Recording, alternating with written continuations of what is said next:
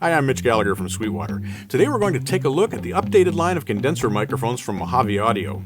Now, Mojave Audio has been around since about 2005, and their microphones have been very well received because of their outstanding sound quality and the outstanding value that they provide. Let's take a look at the Mojave Audio microphone lineup. Again, these are all condenser microphones. Some of them are tubes and some of them are FET solid-state microphones, but the core goes back to the original MA200 that was released in 2005.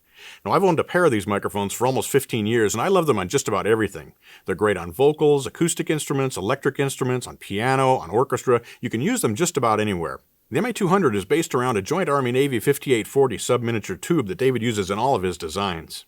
It features a hand-selected 3-micron gold-sputtered 1-inch diaphragm, so it's a large diaphragm microphone, and it's based around a Jensen transformer as well.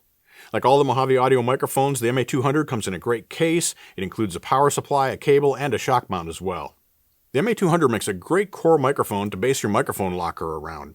It sort of has a U67 sort of a sound to it. It's a little bit mid-forward, but it also has a nice open, airy top end as well.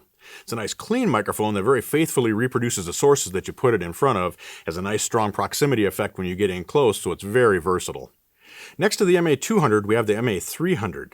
Now, the MA300 is closely related, but adds some additional features.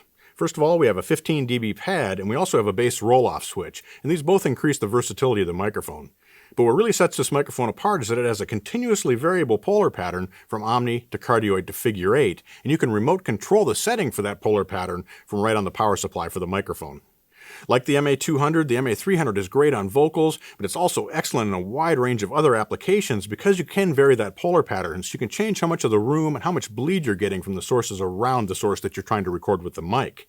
Moving to my left, we have solid-state versions of the MA200 and the MA300. This is the MA201 FET, and this is the MA301 FET. Very similar features here, but these are based around a solid-state circuit rather than a tube circuit. The MA201 FET is a cardioid microphone, uses that exact same 1-inch gold-sputtered diaphragm. It has a little bit more of a mid-forward characteristic to it. Great for kick drum, great for bass guitar cabinet, but also good for vocals. It's not quite as much sibilance on the top end, a little bit rounder on the top end, so it's an awesome microphone as a complement to the MA200.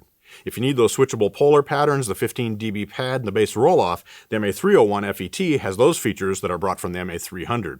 So this is really the core of the family here. We have tube versions, we have solid-state versions, we have straight-ahead cardioid microphone, we have switchable polar patterns, pads, and roll-offs, and you can choose among those to get exactly the sound you want for your mic locker. On my far right, we have the MA50, which is one of the latest additions to the Mojave Audio lineup. This is a transformerless microphone, so it has quite a different sound than these other microphones that we've been looking at. It doesn't have quite the same bottom end to it, doesn't have quite the same top end, but it's a nice, accurate microphone that works well in a wide variety of different situations. It's cardioid only and has that same hand-selected 1-inch gold-sputtered diaphragm that the other microphones feature. On my far left, we have the flagship of the line, the MA1000 tube condenser microphone. Now, David Royer sat down and took a look at the 251, which is a very famous tube microphone used on tons of recordings we've all heard through the years. He didn't want to exactly duplicate that microphone. He wasn't after creating a clone, but he wanted some of the characteristics of that microphone. The very open, airy top end, the smooth mid-range, and a big bottom end that could be controlled with a bass roll-off switch, as well as a 15 dB pad. This microphone is outstanding on vocals. In fact, if you ask Mojave Audio about the applications for this mic, they'll say vocals, vocals, vocals, and it really does sound great on just about any vocal. But it's also awesome on acoustic instruments. The way it opens up that top end is really beautiful. It works well as a room microphone. A pair of these on pianos is simply stunning. A pair of them on acoustic guitar is simply stunning. This is a microphone that works well in just about any situation. One of the defining characteristics of the MA1000 is the transformer that's used inside. This transformer was custom designed by David Royer and is manufactured by Coast Magnetics. It really imparts a sonic signature to this microphone, particularly the bottom end. Other features include a 15 dB pad, a bass roll-off switch, and continuously variable polar pattern that can be remote controlled from the power supply. The microphone comes in a beautiful wooden presentation case inside of a Rode case. It comes with the power supply, a Mogami cable that has nitric connectors, as well as a custom designed shock mount that comes from Royer Labs.